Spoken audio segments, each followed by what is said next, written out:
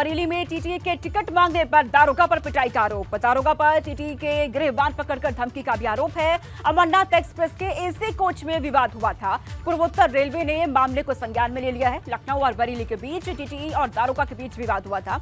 10 मार्च का ये पूरा ट्रेन का वीडियो बताया जा रहा है जो इस वक्त वायरल हो रहा है और इस वीडियो में दिख रहा है कि दारोगा और टीटी के बीच विवाद हो रहा है। अमरनाथ एक्सप्रेस के एसी कोच में ये विवाद की तस्वीर आपको टीवी स्क्रीन पर। हालांकि पूर्वोत्तर रेलवे ने इस पूरे मामले का संज्ञान ले लिया है।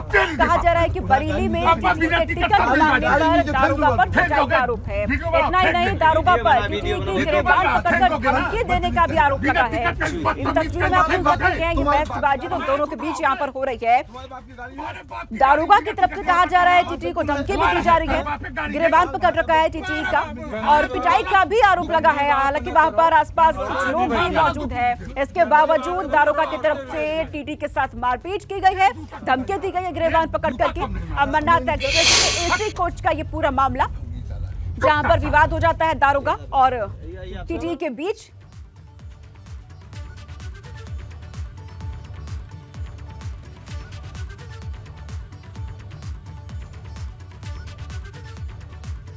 सुनिए साहब, तुम्हारे बाप की गाड़ी है, तुम्हारे बाप की है, हमें ना दोनों बाप। ये मेरी ड्यूटी है, ये मेरे रेल विभाग की है। बात समझे आप? मेरे बाप पर मत चढ़ो। आप खुद गलत तो मेरे बाप पर चढ़ो, गुस्सा मत देना। अरे चलो बहुत हो जाओ। आप सुनिए, हमारा छोड़ी बता शांत हो जाओ। चलो गाड़ी रुकेगी तो रोकते हैं। हेलो, चलो आइए आगे छोड़िए, चलो चलो आओ आओ। हाँ हाँ आओ ना। अरे नहीं यार, गाड़ी रुकेगी तब नहीं करोगे। वीडियो बनाओ, कोई है ना वीडियो बनाओ। तुम बनाओ, बिना हाथ नहीं लगाना, आप बदतमीजी मत करो। हाथ नहीं लगाना। ऐसा गिर जा बाबा, ऐसा कर बाप तेल दे बाप। उठा गाड़ी नीचे अब बिना टिकट सब गाड़ी नीचे फेंक दूंगा। फेंक दोगे, वीडियो बनाओ फेंक देंगे। वीडियो बना वीडियो बन रहा फेंक दोगे ना। बदतमीज कहेगा, बिना टिकट के बदतमीज कहेगा फेंक दोगे। तुम्हारे बाप की गाड़ी, हाथ उठाओगे। तुम्हारे बाप की गाड़ी, तुम्हारे बाप की गाड़ी बिना टिकट यात्रा कर रहे हो। बिल्कुल है, तेरे बाप की गाड़ी है। उमेश पाल हत्याकांड का सबसे नया सीसीटीवी फुटेज सामने आया है। 32 सेकंड का ये वीडियो उमेश पाल के घर की गली का बताया जा रहा है।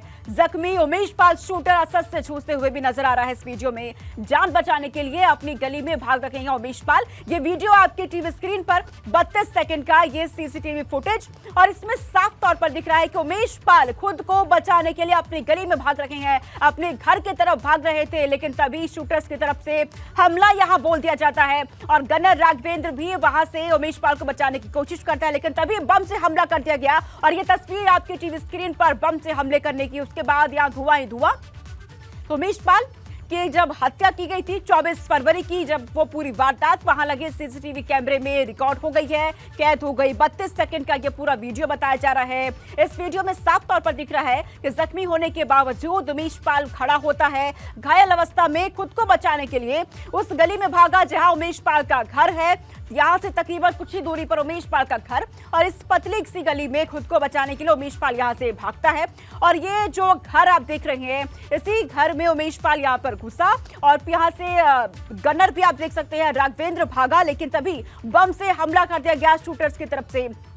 मोइन हमारे साथ जुड़ चुके हैं अधिक जानकारी के साथ। मोइन, सबसे नया वीडियो एबीपी गंगा के पास हम दिखा भी रहे हैं। इसमें साफ तौर पर दिख रहा है उमेश पाल ने खुद को बचाने की कोशिश की लेकिन हमला कर दिया गया, बम से हमला किया गया उमेश पाल पर, गनर पर भी। ये शूटर्स कौन है जो इनमें नजर आ रही हैं मोइन?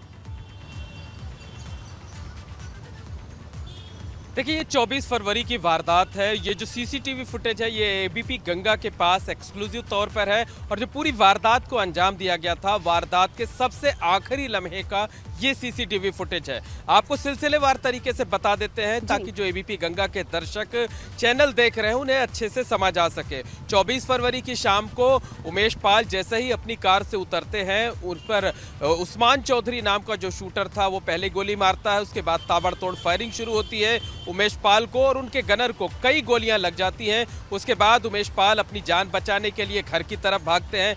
गली में वो जैसे ही घुसने की कोशिश करते हैं वैसे ही एक शूटर उनके बेहद नजदीक आ जाता है, उन्हें सिर पर सटाकर गोली मारने की कोशिश करता है। और इस शूटर के बारे में दावा ये किया जा रहा है कि ये माफिया अतीक अहमद का बेटा असद अहमद है, तीसरे नंबर का बेटा है, वो बेटा है जिस पर 5 लाख रुपए का इनाम है, मोस्ट वांटेड है वो। हालांकि उमेश पाल से उसकी हाथापाई होती है, उमेश पाल उससे जूझते रहते हैं और तब जूझते रहते हैं जब उन्हें कई गोलियां लगी होती हैं। बहरहाल वो शूटर सिर पर गोली मारने में कामयाब नहीं हो पाता है। उमेश पाल उसे झटका देकर गली की तरफ भागने की कोशिश करते हैं। शूटर पीछे से ताबड़तोड़ फायरिंग करता है। उमेश पाल अपने घर के दरवाजे तक पहुंच जाते हैं। इसके बाद एक जो शख्स नजर आ रहा है आपको, ये गनर है, उमेश पाल की सुरक्षा में लगा हुआ सरकारी गनर, वर्दी पहने हुआ है। इसको भी बाहर सड़क पर ही कई गोलियां मारी जाती हैं और गोली लगने के बाद उमेश पाल की जान बचाने के लिए कितनी बहादुरी के साथ, कितनी दलेरी के साथ ये गली में घुसने की कोशिश कर रहा, दौड़ता हुआ घुसता है ताकि उमेश पाल की जान वो बचा सके। जो ड्यूटी उसे दी गई थी उस ड्यूटी को गोली लगने के बाद भी जिम्मेदारी के साथ निभाने की कोशिश करता है। इसके पीछे जो है वो गुड्डू मुस्लिम आता है और गुड्डू मुस्लिम उन पर बम से प्रहार करता है, एक शक्तिशाली बम मारता है और उस बम के निशान आज भी उमेश पाल की जो गली है वहां पर देखे जा सकते हैं। तो उमेश पाल गोली लगने के बाद लहूलुहान होकर अपने घर के दरवाजे तक पहुंचते हैं और वहीं गिर जाते हैं, जबकि जो गनर राघवेंद्र है वो गोली लगने के बाद उमेश पाल की जान बचाने की कोशिश करता है और उसके बाद बम के हमले में उनकी भी मौत हो जाती है। हालांकि वो 4-5 दिनों तक जो है वो अस्पताल में, प्रयागराज से लेकर लखनऊ तक के अस्पताल में जिंदगी की जंग लड़ रहे थे। काफी जद्दोजहद उन्होंने की, लेकिन बम का हमला इतना जबरदस्त था कि गनर राघवेंद्र की भी बाद में मौत हो गई थी। तो 32 सेकंड का ये सीसीटीवी फुटेज है, घटना के सबसे आखिरी लम्हे का सीसीटीवी फुटेज है और एबीपी गंगा के दर्शक एक्सक्लूसिव तौर पर इस सीसीटीवी फुटेज को देख रहे हैं। और इस सीसीटीवी फुटेज को देखने के बाद जो वारदात की पूरी कहानी है वो और साफ हो जाती है, तस्वीर और साफ हो जाती है। शुक्रिया मोइन, तमाम जानकारी सिलसिलेवार से समझाने के लिए बहुत शुक्रिया। 10 की दहाड़ आप देख रहे हैं। आज हम 10 की दहाड़ में एक ऐसे अस्पताल की स्टोरी दिखाएंगे जो 2 मंजिला है, लेकिन उसे 9 साल से एक सीढ़ी का इंतजार है। लाखों रुपए खर्च हो गए, लेकिन अस्पताल में सीढ़ी क्यों नहीं बनी, इसकी पड़ताल करेंगे और अधिकारियों से पूछेंगे कि किसकी है लापरवाही या यहां पर हुआ है भ्रष्टाचार का खेल।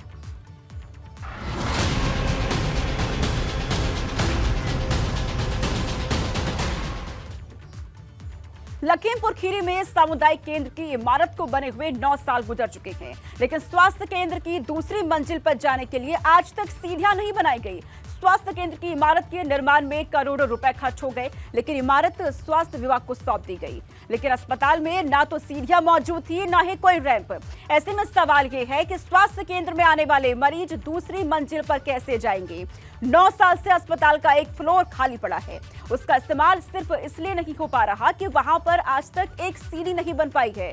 क्या 9 साल में सीढ़ी बनाने के लिए बजट नहीं मिला या मामला कुछ और है? बड़े सवाल यहां खड़े हो रहे हैं। 9 साल बीत गए सीढ़ी के इंतजार में, लेकिन आज तक वहां पर सीढ़ी नहीं बनी है।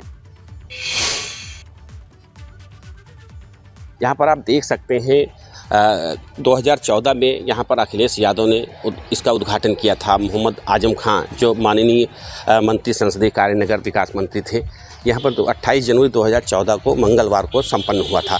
2 मंजिल इमारत तो खड़ी हो गई, भव्य ये बिल्डिंग भी बन गई स्वास्थ्य केंद्र, लेकिन यहाँ पर 2 मंजिल जाने के लिए कोई सीढ़ी नहीं है, कोई सीढ़ी नहीं है। हालांकि उसमें तत्कालीन जिलाधिकारी शैलेंद्र कुमार सिंह ने 2018 में इसको जो है स्वास्थ्य महकमे को हैंडओवर करा गया था। तब से अस्पताल लगातार तो चल रहा है, लेकिन ऊपर जाने के लिए कोई भी सीढ़ी नहीं है।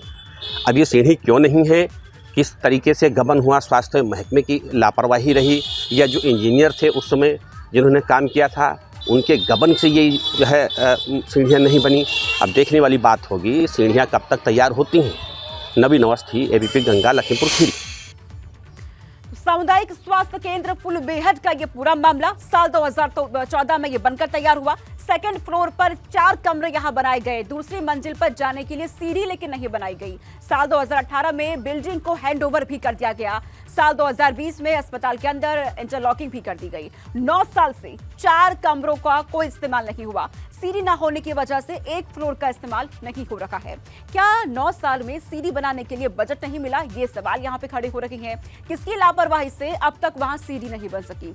अस्पताल में आखिरकार सीढ़ी कब बनेगी, ये बहुत बड़ा सवाल यहाँ पे खड़ा हो रहा है। 9 साल बीत चुके हैं, अभी तक सीढ़ी वहां पर नहीं बनी है। एक फ्लोर जो सीढ़ी की वजह से अभी तक उसका इस्तेमाल नहीं हो पाया है, खाली वहां पर पड़ी है। ऐसे में ये सवाल उठ रहे हैं आखिरकार किसकी लापरवाही इसके पीछे। हम खड़े हैं सामुदायिक स्वास्थ्य केंद्र फूलबेहड़ में खड़े हैं। आपको दिखा दें, यहाँ पर आप तस्वीरें देखकर भी अंदाज़ा लगा सकते हैं कि ये सीढ़ी की दीवारें बनी हैं, देख सकते हैं, और जो कि जीना बनना था ऊपर तक 2 मंजिल के लिए। लेकिन यहाँ पर अब ये किसका गबन है या किस तरीके से छूट गया है, किस तरीके से, अभी बात भी अंदर करेंगे।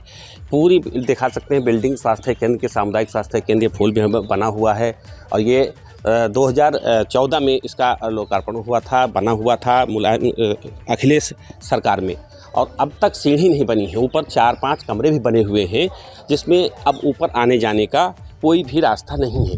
यहाँ के डॉक्टर बता रहे थे कि कभी ज़रूरत पड़ती है तो ऊपर भी सीढ़ी हम लगा के हम लोग चले जाते हैं, दिखाते हैं, लेकिन आप तस्वीरों में देख सकते हैं साफ कि कहीं पर कोई सीढ़ी नहीं बनी है। अब ये किस तरीके से छूटा है, या इंजीनियर या स्वास्थ्य महकमे की लापरवाही है या गबन है, अभी बात करेंगे। आप बताइए, आप यहाँ लोकल रहते हैं, ये सीढ़ी नहीं बनी यहाँ पर? सीढ़ी सर नहीं बनी है। कैसे, क्यों रह गई? काम चल रहा है, फिर बीच में छोड़ देना, पता नहीं क्या हुआ। अब क्या तो चीज़ उनसे नॉलेज हुई पाई। अब मान लो हमका तो पता नहीं है, हम तो अपना यहाँ मरीज लेके आए ना, अपन रात भर रुक के ना चले गए। आप लोग तो लोकल के हैं लेकिन देखते तो होंगे। हाँ, वो तो सही बात है, जो चीज़ है सामने है, बना नहीं है।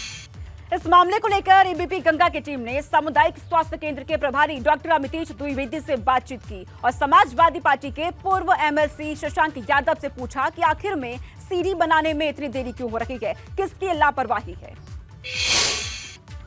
जब मैं आया था ये ऑलमोस्ट बन के तैयार थी, जो आप अब बिल्डिंग देख रहे हैं उस समय बनी हुई थी। मैं 2017 में यहाँ पे ज्वाइन किया था और 2018 जनवरी में मेरे को ये हैंडओवर हुई थी, जब डीएम साहब ने कहा कि इसको आंशिक रूप में इसका सर्वे करा के और कहा कि भूमतल तैयार है, इसको आप हैंडओवर ले लीजिए, तो मैंने हैंडओवर लिया था। हम ऊपर नहीं जाते, या तो सीढ़ी लगाते हैं, अगर टंकी तक जाना होता है सफाई करने के लिए तो सीढ़ी लगवाते हैं। और वहाँ पर, और सबसे बड़ी चीज़ है कि स्वास्थ्य इस सरकार की प्राथमिकता में नहीं है। वो रैम्प मूलतः इसलिए था कि ऊपर जाने के लिए पेशेंट्स को आसानी हो जाती, और रैम्प के बिना ऊपर की जो मंजिल है उसका पूरा उपयोग नहीं संभव है। तो इन परिस्थितियों में हम तो आपके इस प्रतिष्ठित चैनल के माध्यम से मांग भी करेंगे कि सरकार जहाँ कहीं देरी कर रही है उसको किसी न किसी तरीके से, तमाम बजट पास कर चुके हैं तब से, और जो कि एंड में 2016 में आके इसका उद्घाटन भी होने की स्थिति आई थी और रैम्प खाली रह गया था, अधूरा निर्माण पड़ा है। वो जिस चीज़ को खोद के निकाल लाएगी, पाताल से खोद के ले आएगी, अगर चाहे अगर गबन या कोई इस तरह की स्थिति है।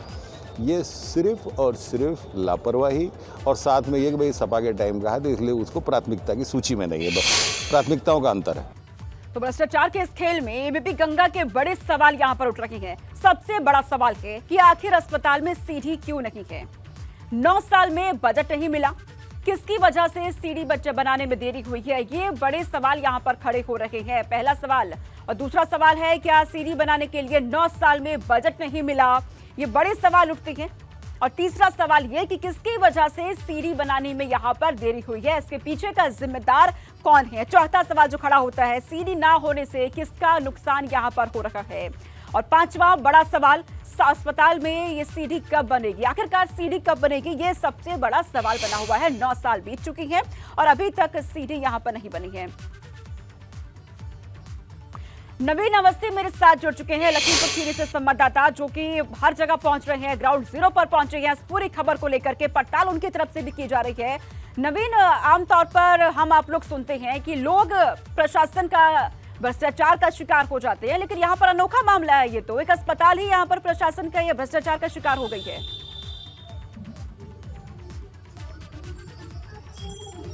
जी बिल्कुल आपको बता दें, यह सामुदायिक स्वास्थ्य केंद्र है फूलबेहड़ में। 2014 में बना हुआ था अखिलेश यादव की सरकार में, और 2018 में इनको बिल्कुल सामुदायिक स्वास्थ्य केंद्र को हैंडओवर भी कर दिया गया स्वास्थ्य महकमे को। तब से लगातार अस्पताल चल रहा है, सैकड़ों मरीज वहां पर आते जाते हैं, और ऊपर के 4 कमरे हैं बिल्कुल जर्जर होने लगे हैं, लेकिन वहां पर अभी तक सीढ़ी नहीं बनाई गई है। शुरुआत से सीढ़ी नहीं बनाई गई है, लगातार लोग इसका विरोध भी करते हैं। हालांकि जो इसमें सीएमओ से बात करने का प्रयास किया गया तो उन्होंने साफ इनकार कर दिया, बाइट देने से मना कर दिया। लेकिन बताया कि इसका बजट के लिए फिलहाल राज्य सरकार को भेजा गया है और जल्द ही इस पर काम शुरू कर दिया जाएगा। हालांकि सवाल ये बनता है, जब 9 साल हो गए तो अब तक काम क्यों नहीं शुरू किया गया। समाजवादी पार्टी के जो पूर्व MLC उन्होंने बताया कि अगर समाजवादी पार्टी के सरकार में बना था, अगर गबन किया गया था तो इस पर कार्रवाई होना चाहिए था। जो भ्रष्टाचार जिसने किया था उस पर कार्रवाई होना चाहिए था।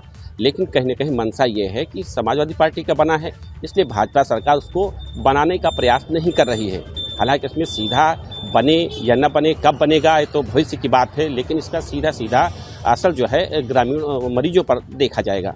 बिल्कुल, दो सरकारों के टकराव के बीच तो आम जनता ही पिस रही है। ऐसे में आपने नवीन अधिकारियों से भी बातचीत की होगी इसको लेकर के, उनकी तरफ से क्या कहा जा रहा है इस मामले में? जो CSC प्रभारी फूलबेहड़ के हैं उन्होंने बताया कि कहीं न कहीं त्रुटि है। हमें जब हैंडओवर किया गया था, ये जिला अस्पताल पूर्व जिलाधिकारी शैलेन जब यहाँ पर थे उनके द्वारा, तब भी हमने ये बात कही थी, लेकिन कहीं न कहीं त्रुटि है। फिर भी ग्रामीणों के लिए जो पेशेंट आते हैं उनके उपचार के लिए हम लोगों ने अस्पताल शुरुआत कर दी।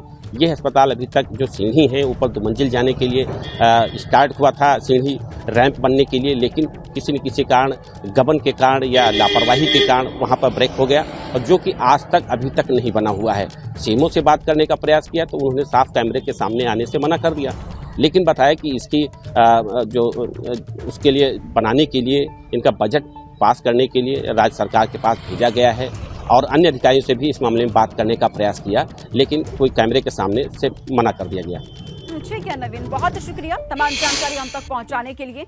आगरा में अपर नगर मजिस्ट्रेट कोर्ट में मारपीट का मामला सामने आया है। वकील और पक्षकार के बीच जमकर मारपीट हुई है। कोर्ट के अंदर वकील और पक्षकार में विवाद हुआ था। वकील और पक्षकार के बीच मारपीट का वीडियो वायरल भी हो रहा है। ये वीडियो आपके टीवी स्क्रीन पर। आगरा में अपर नगर मजिस्ट्रेट कोर्ट में मारपीट हुई है। वकील और पक्षकार के बीच जमकर मारपीट, किसी बात को लेकर पहले विवाद होता है और ये विवाद इतना बढ़ गया कि मारपीट होने लगी। कोर्ट के अंदर की ये तस्वीरें है जहां पर वकील और पक्षकार के बीच यहां पर मारपीट। हालांकि वहां पर मौजूद कुछ लोगों ने दोनों को शांत कराने की कोशिश भी की है, लेकिन ये मामला, ये विवाद इतना बढ़ गया दोनों के बीच का कि मारपीट पर उतारू हो गए दोनों। ये वीडियो आपके टीवी स्क्रीन पर है, आप सुन सकते हैं। बहसबाजी भी हो रही है एक दूसरे के साथ।